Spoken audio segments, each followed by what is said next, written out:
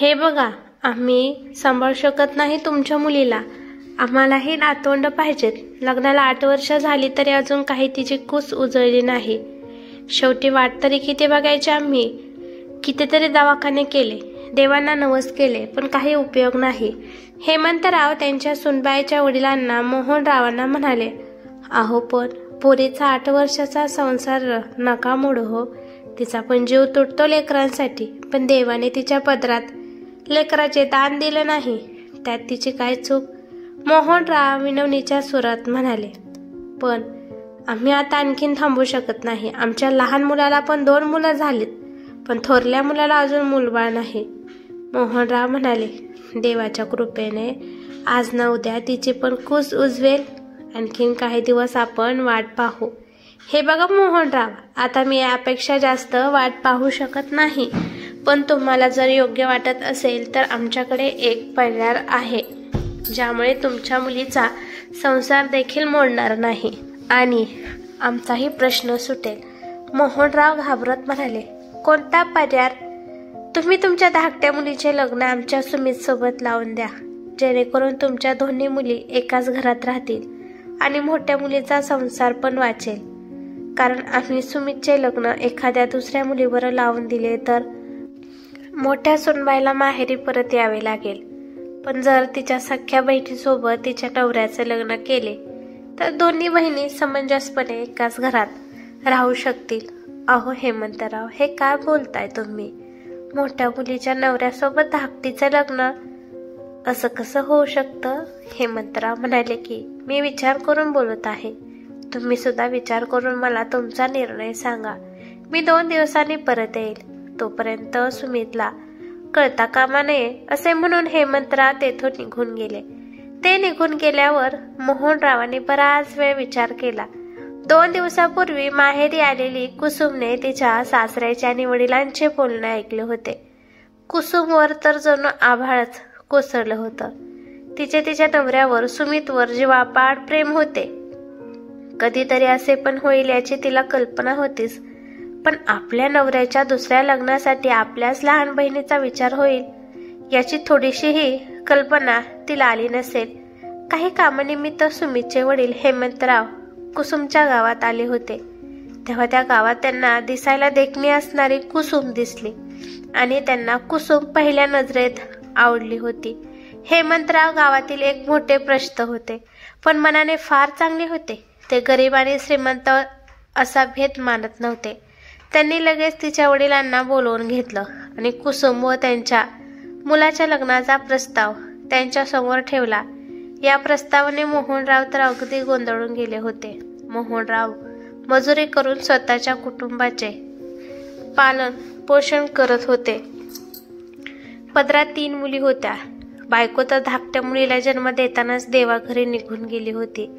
घरी जे असेल नसेल ते विकून कसे तरी मोठ्या मुलीचे लग्न लावून दिले, पण मोहनरावांना नेहमीच 2 मुलींच्या लग्नाची काळजी लागून राहिलेली असे। पण आज हेमंतरावांनी स्वतःहून त्यांच्या मुलीचा हात स्वतःच्या मुलासाठी मागितला होता। मोहनरावसाठी ही मोठी गोष्ट होती। रात्रीच्या वेळी जेव्हा मोहनराव घरी आले तेव्हा त्यांच्या चेहऱ्यावर आनंद ओसांडून वाहत होता। कुसुमला पुढे शिकण्याची खूप इच्छा होती, पण बापाच्या चेहऱ्यावरील आनंद पाहून ती पुढे काही बोललीच नाही। हेमंतरावांनी मोठ्या थाटामाटात सुमित आणि कुसुमचे लग्न लावून दिले। सुमित आणि कुसुमचा संसार सुरू झाला। सुमित उच्च शिक्षित तरुण होता। लहान भावाला सोबत घेऊन आपल्या वडिलांचा कारभार तो व्यवस्थितपणे सांभाळायचा।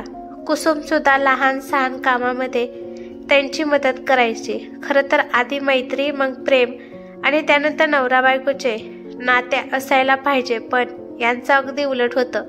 आधी नवरा बायकोचे नाते उमगलं, नंतर मैत्री आणि मैत्रीचं रूपांतर प्रेमात झाले। कुसुम घरात आणि सुमित कारभारात लक्ष द्यायला सुरुवात झाल्यापासून घराची भरभराट झाली होती। आता सगळेजण फक्त गोड बातमीची वाट पाहत होते, पण लग्नाला 3 वर्ष उलटून गेले तरीही त्यांच्या सुखाच्या संसाराच्या वेलीवर फूल उमगले नाही। शेवटी कुसुमला शहरातील मोठ्या डॉक्टरांना दाखवण्यात आले। प्रॉब्लेम कुसुममध्ये होता, पण तो ठीक होऊ शकत होता। कुसुमवर उपचार सुरू झाले तरीही काही फरक पडला नाही. घरच्यांनी देवाला नवस केले पण काहीच फायदा झाला नाही. तिच्या धीराला मात्र 2 मुले झाली होती. त्यामुळे कुसुमवर आणखीनच दबाव वाढत होता. दिवसेंदिवस कुसुमचे नैराश्य वाढत होते. पण या सगळ्यामध्ये सुमित कुसुमला समजून घेत होता. तो म्हणायचा, आपल्याला मूलबाळ झाले नाही तरी चालेल, आपण दोघेच एकमेकांना जन्मभराची साथ देऊ. पण हेमंतरावांना मात्र नेहमीच वाटायचं की सुमितला सुद्धा मूल व्हावीत. मोठा मुलगा असल्याने सुमितला त्यांनी खूप लाडाने वाढवले होते आणि सुमितला मूलबाळ हवेच या हट्टामुळे त्यांनी सुमितला न सांगता दुसऱ्या लग्नाचा विचार करायला सुरुवात केली. कुसुम 2 दिवसापूर्वी सहज म्हणून माहेरी आली होती.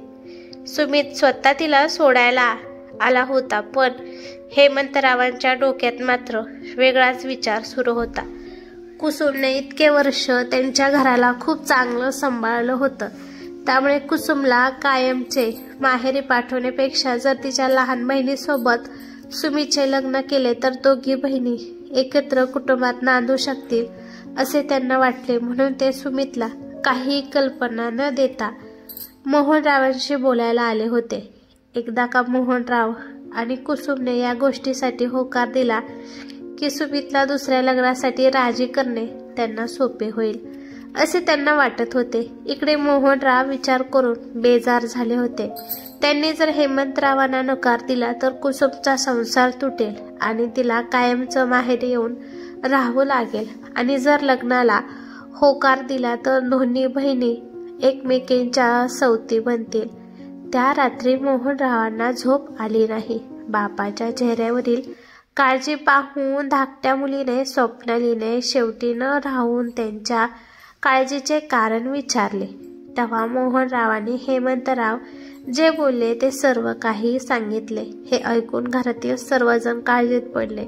जर मोठ्या बहिणीचा संसार वाचवायचा असेल तर लहान बहिणीचे तिच्याच नवऱ्यासोबत लग्न लावावे लागेल असा विचार त्यांनी आधी केला नसेल.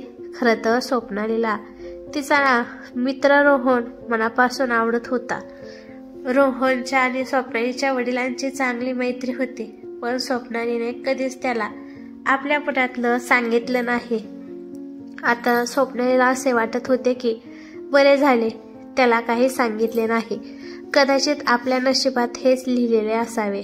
कुसुमताईसाठी मला हे करावंच लागेल. स्वप्नालीने रात्रभर या गोष्टीचा विचार केला आणि दुसऱ्या दिवशी वडिलांना म्हणाली, बाबा, मी जर दाजींशी लग्न केलं तर ताईचा संसार वाचेल तर मी लग्न करायला तयार आहे. अगं पण पोरे, एवढा मोठा निर्णय घ्यायला तू लहान आहेस, हे इतकं सोपं नाही. बाबा, ताईने आजवर माझ्यावर खूप प्रेम केलं, आईची माया दिली, मला तिच्यासाठी हे करावंच लागेल. माझी मनापासून इच्छा आहे तिच्यासाठी काहीतरी करण्याची. स्वप्नालीचं तिच्या ताईवर असणारं प्रेम पाहून मोहनरावांना भरून आलं. शेवटी स्वप्नाली जे काही म्हणत होती ते चुकीचे नव्हतं, कारण सुमित एक चांगला मुलगा होता. त्यांच्या घरी स्वप्नाली सुखात राहील आणि कुसुमला सुद्धा मुलबाळाचं सुख मिळेल. नाहीतर कुसुमला कायमचं माहेरी यावं लागेल आणि स्वप्नालीला पुढे कसा नवरा मिळेल याची काही खात्री देता येत नाही. आणि आपण हेमंतरावांना नाही म्हटलं तर स्वप्नालीऐवजी आणखीन दुसऱ्या मुलीशी ते सुमितचं लग्न लावून देतीलच की. म्हणून मोहनराव लग्नाला तयार झाले. मोहनराव आणि स्वप्नालीचा निर्णय जेव्हा कुसुमने ऐकला तेव्हा तिने आधी स्पष्टपणे या गोष्टीसाठी नकार दिला.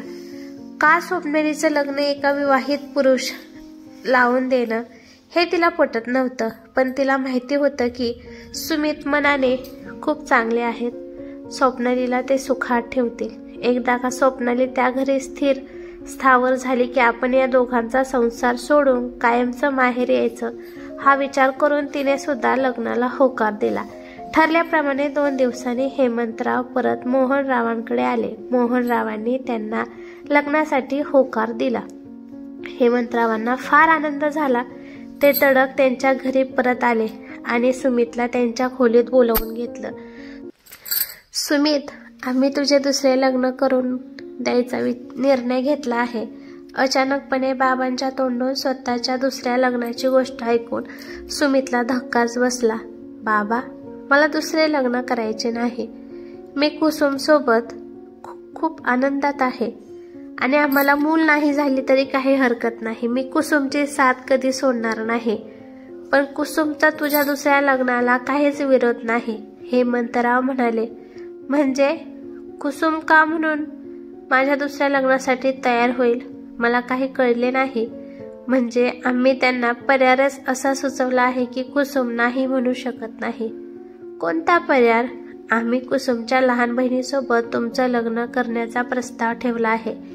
त्यामुळे कुसुम सुद्धा इथेच राहील आणि कुसुम आणि तिच्या घरच्यांनी हा प्रस्ताव मान्य केला देखील. कोणाला काही हरकत नाही, पण मला हरकत आहे. कुसुमने हो म्हटलं तरी मी दुसरे लग्न करणार नाही, ना स्वप्नाली सोबत ना दुसऱ्या कोणा मुलीसोबत, असे म्हणत सुमित रागातच खोलीच्या बाहेर पडला. त्याने गाडी काढली आणि सरळ कुसुमच्या माहेरच्या दिशेने निघाला. सुमितला पाहता कुसुम धावतच आली. सुमितने गाडी लावली आणि घराच्या मागे असलेल्या शेताच्या दिशेने निघून गेला. सुमित खूप रागात आहे हे कुसुमला समजलं होतं. कुसुम सुमितकडे आली आणि म्हणाली, काही झाले का? तुला माहिती नाही का नेमकं कशाबद्दल बोलत आहात तुम्ही? म्हणजे तुला अजूनही कळालं नाही? जर माझ्यात काही दोष असता आणि मला मूल होऊ शकलं नसतं तर तू मला सोडून दिलं असतं का? असं का बोलता तुम्ही? मी तुमची साथ कधी सोडली नसती. मग मी तुझी साथ सोडून देईल असे का वाटले तुला? सुमितने असे विचारताच कुसुमच्या अश्रूचा बांध फुटला. सुमितच्या गळ्यात पडून ती रडायला लागली. थोड्या वेळाने स्वतःला सावरत ती म्हणाली, कारण माझी मनापासून इच्छा आहे की तुम्हाला मुलं असावीत. मी तुम्हाला मुलाचं सुख देऊ शकत नाही, पण तुम्हाला देखील अधिकार आहे सुखी राहण्याचा. स्वप्नाली पण खूप चांगली मुलगी आहे. तुम्ही तिच्यासोबत खूप आनंदात राहाल. पण कुसुम, तुझ्याशिवाय मी आनंदात कसा राहील? तू जशी आहेस तशी माझ्यासाठी परिपूर्ण आहेस. आधी मला हे वाटायचं की आपल्याला मूल बाळ हवं, पण मी वस्तुस्थिती स्वीकारली. सुमित म्हणाला, अहो मी तुमचं काही ऐकून घेणार नाही. तुम्ही दुसऱ्या लग्नाला होकार द्या. तुला माझ्यासोबत राहायचं नसेल तर मी सर्वस्वी हा निर्णय तुझ्यावर सोडतो, पण तरीही मी दुसरे लग्न करणार नाही. तुझ्यामुळेच मला खऱ्या प्रेमाची परिभाषा कळली आणि मी हे प्रेम करायला शिकलो. माझ्या पहिल्या प्रेमाची जागा मी कधीच दुसऱ्या व्यक्तीला देणार नाही. मी दुसरं लग्न करणार नाही. हा माझा शेवटचा निर्णय आहे आणि काही झालं तरी यात बदल होणार नाही. असं म्हणून सुमित तेथून निघून गेला. कुसुमने मूल न होण्याचे दुःख विसरून सुमितसाठी आनंदाने जगायचं ठरवलं. सुमित आणि कुसुम मोहनरावांना भेटले. दोघांनी त्यांना आपला निर्णय सांगितला. मोहनराव आणि स्वप्नालीलाही खूप आनंद झाला. हेमंतरावांना मात्र सुमितच्या निर्णयाचा खूप राग आला, पण मोठ्या मनाने त्यांनी वस्तुस्थिती स्वीकारली आणि सुमितच्या दुसऱ्या लग्नाचा हट्ट सोडून दिला. इकडे स्वप्नालीचं लग्न रोहन सोबत जुळलं. रोहनच्या वडिलांनी आपणहून मोहनरावांकडे स्वप्नाली आणि रोहनच्या लग्नाची गोष्ट काढली. मोहनरावांनी अगदी आनंदाने लग्नाला होकार दिला. स्वप्नालीच्या तर मनासारखे झाले होते. लवकरच स्वप्नाली आणि रोहनचं लग्न थाटात पार पडलं. पाहता पाहता 2 वर्ष निघून गेली. सुमित आणि कुसुम एकमेकांसोबत खूप आनंदात होती. एके दिवशी कुसुमला ती आई होणार असल्याची बातमी कळली. सुमित तर आनंदाने वेडा व्हायचाच बाकी होता. घरात आनंद झाला. कुसुमने एका सुंदर मुलाला जन्म दिला. त्याच्या येण्याने कुसुमच्या आयुष्याला पूर्णत्व लागलं. दोघांच्या पण आयुष्यात सुख आलं होतं.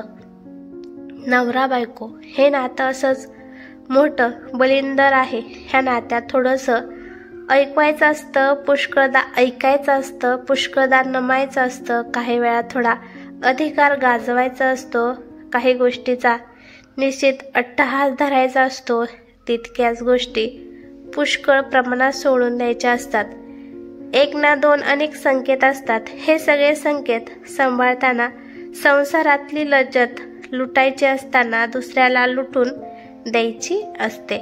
तर मित्रांनो, तुम्हाला ही स्टोरी थोडी जरी आवडली असेल तर मला कमेंट करून नक्की सांगा. कथा आवडली तर लाईक शेअर नक्की करा आणि चॅनेलवरती नवीन असाल तर चॅनेलला सबस्क्राईब करा. धन्यवाद.